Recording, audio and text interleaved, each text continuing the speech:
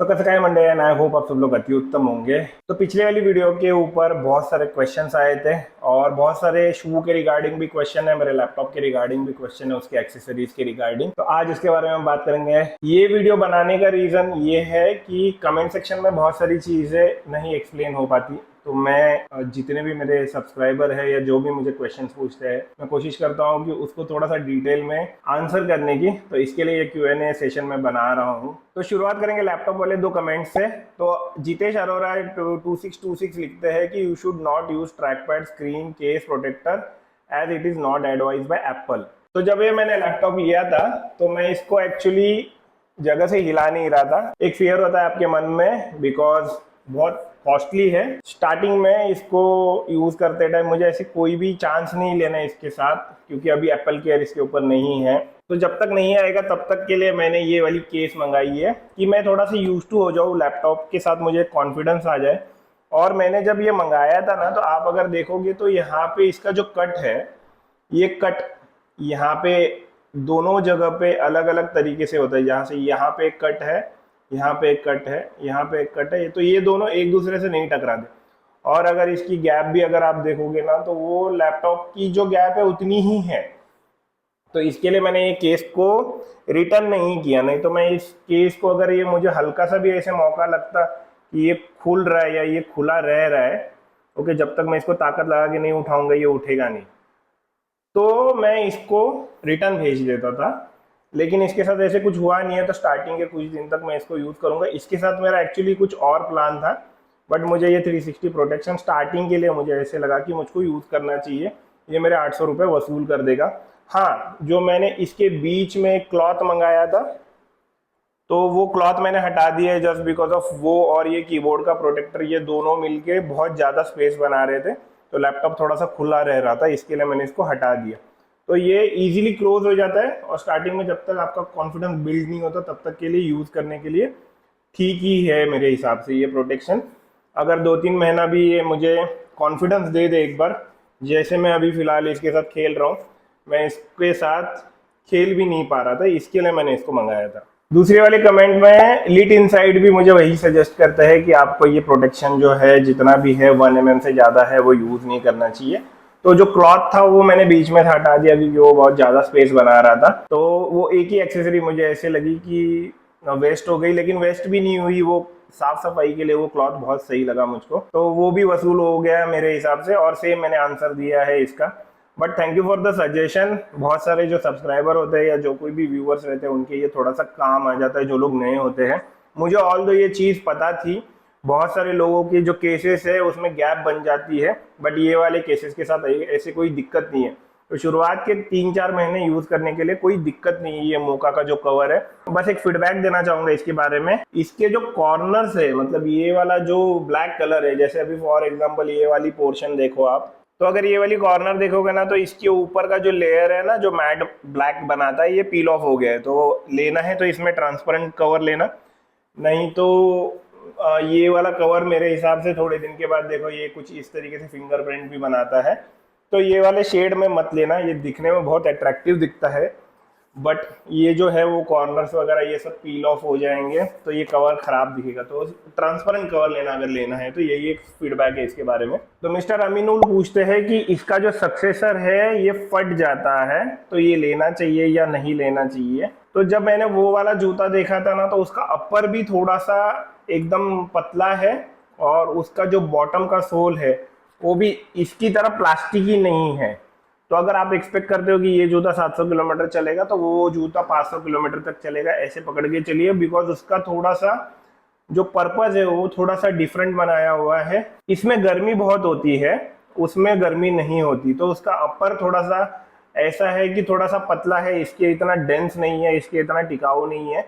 तो अगर आपको ऐसे कुछ क्वेश्चन रहेगा उसके रिगार्डिंग, तो आप ये वाले जूते की तरफ जाना, या फिर थोड़ा सा आपको ब्रीदेबिलिटी में कोई दिक्कत नहीं है, गर्म नहीं होता, तो फिर आप कल्ट वाला जो जूता है उसकी तरफ देख सकते हो। रियल लाइफ जोन लिखते हैं आउट ऑफ स्टॉक हो गया जेक्यूआर फ्रेजर।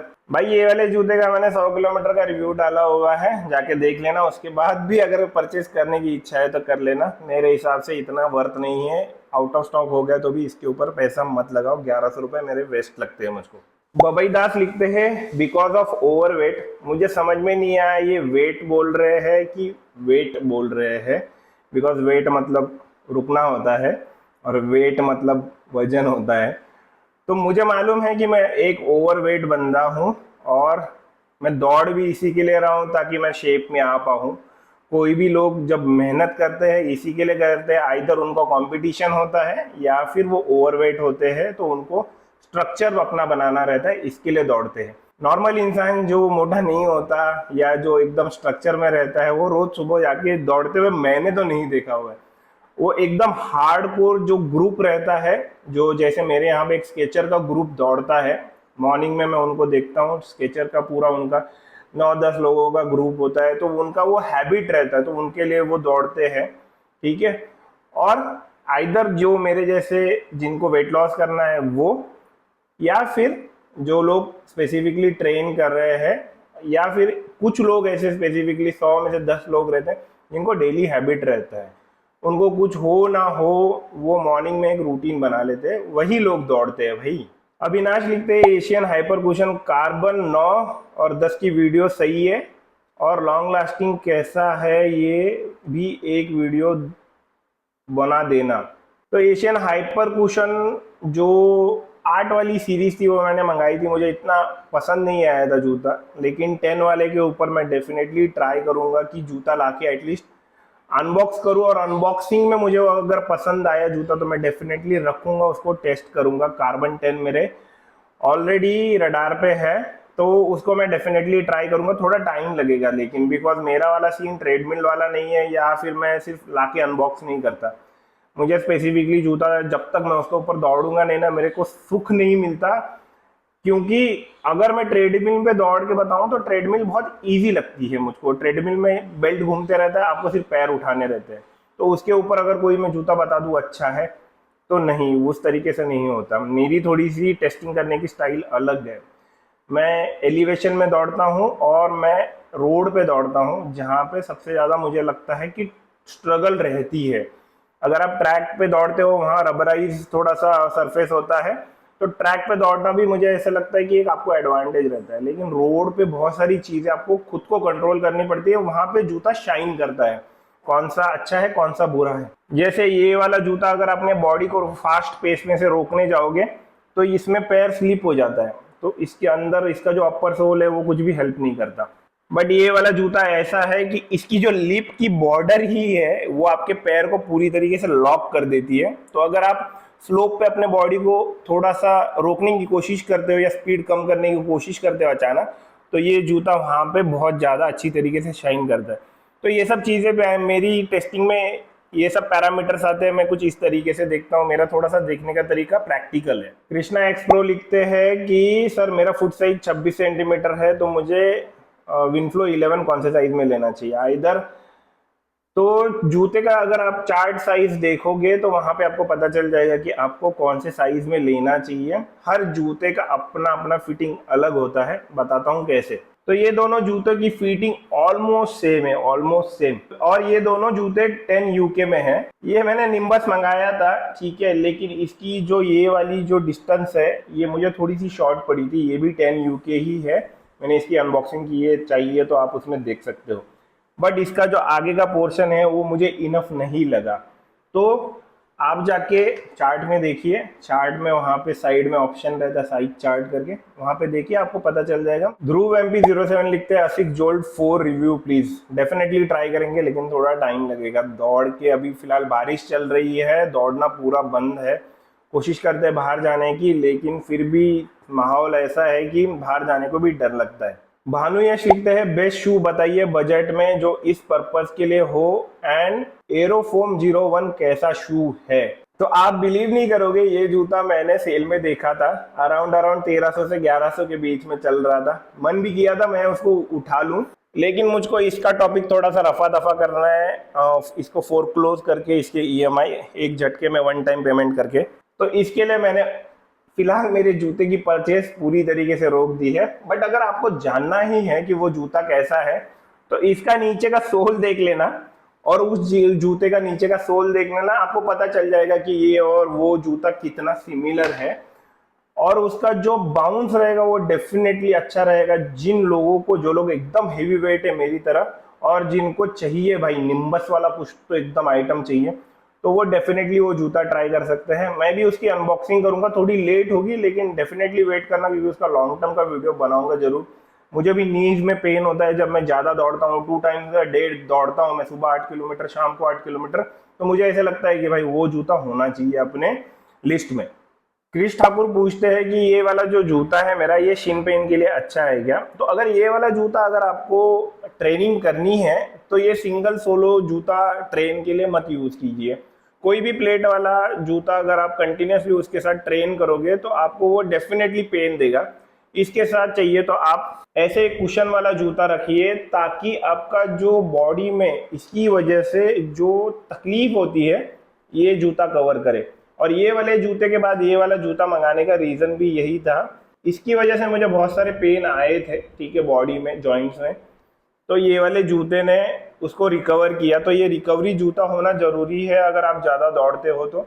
अगर 3 दिन इसको यूज़ करोगे तो 2 दिन इसको यूज़ करना बनता है। अगर रिकवरी जूता रहेगा तो ही ये प्लेट वाला जूता लेने की कोशिश करना। तो कृष्णा एक्सप्रो बोलते हैं कि sir HRX mesh running shoe के रिव्यू कीजिए।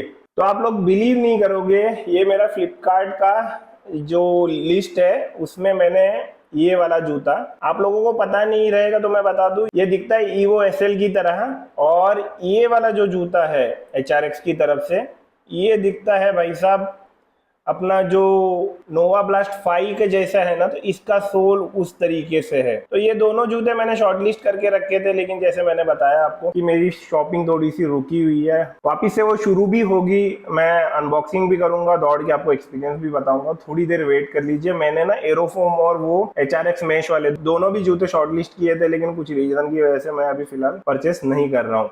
तो BYR789 के 2 क्वेश्चन है। Red tape drift LTPU plus कैसा है? तो एक तो पहली बात, मुझे आर्टिकल नंबर समझ में नहीं आया, मेरे हिसाब से ये ड्रिफ्ट होना चाहिए। तो आप एक काम कर सकते हो, आप रेड टेप के शोरूम्स रहते हैं वहां पे जाके उसको ट्राई कर सकते हो, तो यू विल अंडरस्टैंड उसका वेट और आपके पैर के साथ फिट कैसा है। बिकॉज मैंने आर्टिकल मुझे समझ में नहीं आया, इसके लिए मैं आपको आइडिया दे रहा हूँ।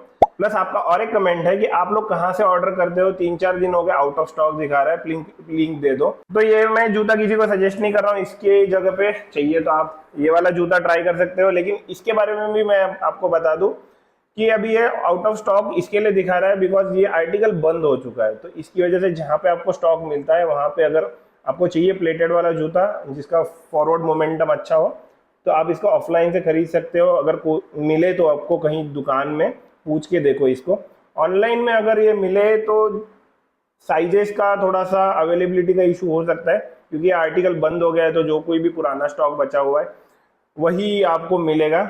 और एल्स अगर शोरूम में मैंने रेड टेप में जाके देखा था तो नहीं था, मतलब ये वाला आर्टिकल उन्होंने डिस्प्ले से हटा दिया था। तो भगत मेटाफोर लिखते हैं कि I have been looking you from few days, thank you so much, can you review Liberty sport running shoe XM90 और XM20? शू तो मुझे बहुत इंटरेस्टिंग लगे वो, बट फिलहाल मैं आपको प्रॉमिस करूंगा और नहीं कर पाऊंगा तो थोड़ी सी मुझे दिक्कत लगती है। बिकॉज मेरी खुद की भी एक लिस्ट है जो मैं सोचता हूँ कि जो कॉस्ट इफेक्टिव है और जो स्टूडेंट्स है या जो लोग एकदम बजट में देख रहे हैं उनके लिए मैं जूते थोड़े से ज़्यादा शॉर्ट लिस्ट करता हूँ। और वर्दी भी होने चाहिए, ऐसे नहीं कि आपने जूता 4,000-5,000 का ले लिया और आपको उसमें मज़ा नहीं आया, ऐसे नहीं होना चाहिए। तो मैं कोशिश ज़रूर करूँगा कि उसको आपको लॉन्ग टर्म का आपको रिव्यू दे सकूँ। बट अगर आपको ज़्यादा घाई है या फिर अगर आपको जानना है उस जूते के बारे में, तो चैनल पे बहुत सारे लोगों के वीडियोस है, आप वहाँ पे चेक करके 2-4 वीडियो में कंपैरिजन करके अगर आपको परचेज करने की घाई है तो आप डेफिनेटली परचेज कर सकते हो। Thank you so much for the support. ऐसे कमेंट पढ़ के बड़ा अच्छा लगता है मुझको कि लोग मुझे देखते हैं। और मैं कोई रिव्यू करने वाला बंदा नहीं हूँ, मैं सिर्फ रोड एक्सपीरियंस आपके साथ शेयर करता हूँ। जो थोड़ा सा मुझे ऐसे लगता है कि रोड पे थोड़ी सी ज़्यादा स्ट्रगल होती है, तो वहाँ पे पता चलता है कि जूता कहाँ स्ट्रगल करता है।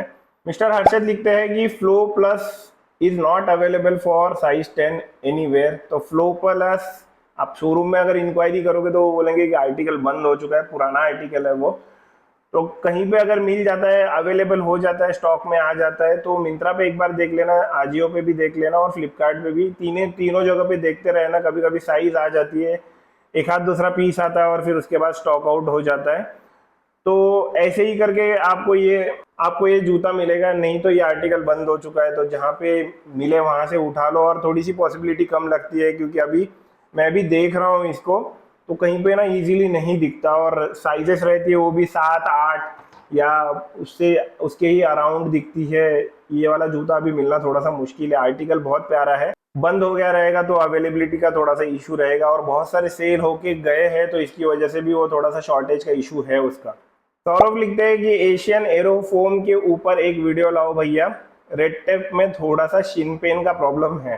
तो डेफिनेटली कोशिश करेंगे कि एरोफोम जल्दी से जल्दी आए, क्योंकि मैंने अभी रिसेंट में उसको चेक किया तो वो स्टॉक आउट दिख रहा है, चारों के चारों कलर है वो स्टॉक आउट में दिख रहे हैं। और अभी स्टॉक आया था रिटर्न, लेकिन 9 तक ही आया था, 10 वाली साइज मेरी आई नहीं है। और जब भी आप ये वाला जूता ऐसे प्लेटेड वाला रखोगे जो एकदम अग्रेसिव होता है, उसके साथ एक रिकवरी का भी जूता रखना बहुत जरूरी है। ये मेरा एक लेसन है जो मैंने सीखा हुआ है, क्योंकि मैं दिन में 2 बार तभी दौड़ता था। मौसम अच्छा था, इसकी वजह से बहुत अच्छी खासी रनिंग होती थी मेरी, तो इसने मुझे बहुत सारी इंजरीज दी है जो इसने रिकवर करके दी है।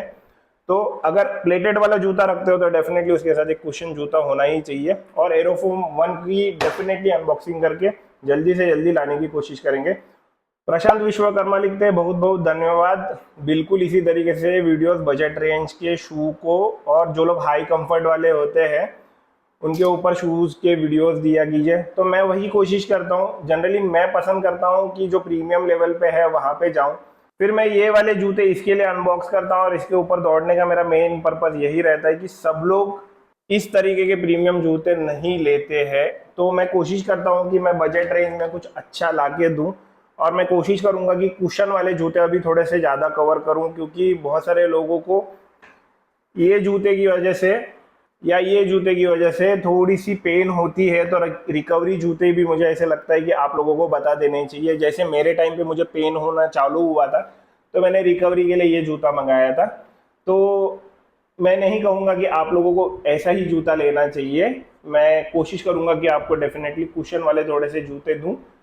जो लोग रनिंग करते हैं, जो मेरी तरह ओवरवेट होते हैं और जो डीमोटिवेट होते हैं, उनके लिए मैंने स्पेसिफिकली ये जूते का रिव्यू किया था, और मुझे नहीं मालूम था कि उसको इतना अच्छा रिस्पांस मिलेगा आप लोगों की तरफ से। तो चैनल पे अगर नए हो तो सब्सक्राइब कर लेना, क्योंकि बहुत सारे लोग सब्सक्राइब नहीं करते हैं, वीडियो देख के मजे लेके चले जाते हैं।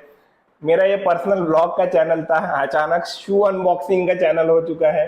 मैं शू रिव्यूज नहीं करता, मैं शू एक्सपीरियंस शेयर करता हूँ जो ऑनेस्ट होता है, मेरा इससे कोई लेना देना नहीं है।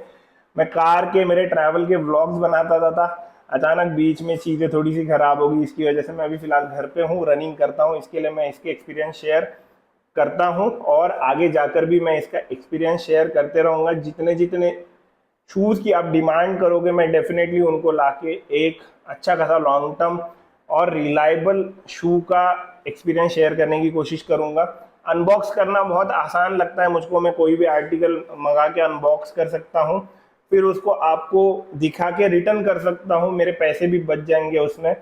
बट ऐसे नहीं होता, जब आप मेरे बताने से कोई जूता लेते हो तो डेफिनेटली ऐसे होना चाहिए कि आपके पैसे वसूल होने चाहिए। जैसे ये वाला आर्टिकल मैंने किसी को नहीं सजेस्ट किया, तो इसमें आपके 1100-1200 रुपये बच जाते हैं, और फिर आप कोई अच्छा जूते की तरफ जाके आपके पैसे वसूल कर सकते हो। इसके लिए मैं ये वीडियोस बनाता हूँ, आगे भी अगर जाके व्लॉग्स बनाऊंगा, मैं मेरे कार के व्लॉग्स बनाता हूँ, अगर मैं बनाऊंगा तो भी मैं मेरे जूते की अनबॉक्सिंग और रोड एक्सपीरियंस शेयर करना नहीं छोड़ूंगा। तो जिनको ऐसे लगता है कि ऑनेस्ट कुछ चाहिए तो वो सब्सक्राइब कर सकते हैं, और जिनको सिर्फ प्योरली शूज़ के एक्सपीरियंस या शूज़ के रिव्यूज़ देखने हैं, अनबॉक्सिंग देखने हैं, तो बहुत सारे चैनल है, आप उनको सब्सक्राइब कर सकते हो। मिस्टर चहल ने मुझको इंस्टाग्राम पे पूछा था डीएम में कि 2000 रुपए के आसपास 8 किलोमीटर कंप्लीट करने के लिए डेली रनिंग के लिए इनको जूता चाहिए। तो अगर आपको 2000 रुपए के आसपास अगर कोई जूता चाहिए, और अगर आप 7 से 8 किलोमीटर डेली देख रहे हो, तो मैं सजेस्ट करूंगा कैंपस की तरफ से जो स्टर्ट है, जो उनका पुराना आर्टिकल है, वो एक रिलायबल आर्टिकल लगता है मुझको, 1100-1200 रुपए के आसपास वो आ जाएगा। अगर आपको ये रेड टेप फ्लो प्लस कहीं पे मिलता है और अगर रोटेशन में यूज करोगे तो आप वो ले सकते हो। और अगर नया वाले कंटेंटर में अगर मैं आपको सजेस्ट करूं तो एशियन का हाइपर कुशन 13 आया हुआ है, जो अभी दिखने में बहुत सॉलिड दिख रहा है। तो अगर आपको कुछ नया ट्राई करना है तो आप हाइपर कुशन 13 वगैरह भी ट्राई कर सकते हो। और पूमा की तरफ से भी जूते हैं, स्काई रॉकेट लाइट भी, आप वो भी देख सकते हो अगर आपको देखना है तो ऑल ओवर अगर पर्सनली 2000 रुपये कहीं डालना रहेगा तो मैं हाइपर कुशन 13 पे डालूंगा, क्योंकि नया आर्टिकल है, थोड़ा सा अपर मेश भी उसका अच्छा दिख रहा है, प्लेटेड जूता है, प्लस उसका मिड सोल भी जो कुशन रहता है वो भी अच्छा रहता है। हाइपर कुशन 07 तक सब जूते मेरे को अच्छे लगे थे, तो आप वो वाला आर्टिकल ट्राई कर सकते हो अगर आपको ट्राई करना है। अगर एक्स्ट्रा कुशन चाहिए रहेगा तो एशियन का एरोफोम 01 आया हुआ है, ये निम्बस की कॉपी लगती है मुझको, आप ये वाले जूते डेफिनेटली ट्राई कर सकते हो। तो ये वाली वीडियो में इतना ही। अगर वीडियो अच्छी लगे तो लाइक, सब्सक्राइब, शेयर। मिलेंगे नेक्स्ट वाले वीडियो में, तब तक के लिए गुड बाय।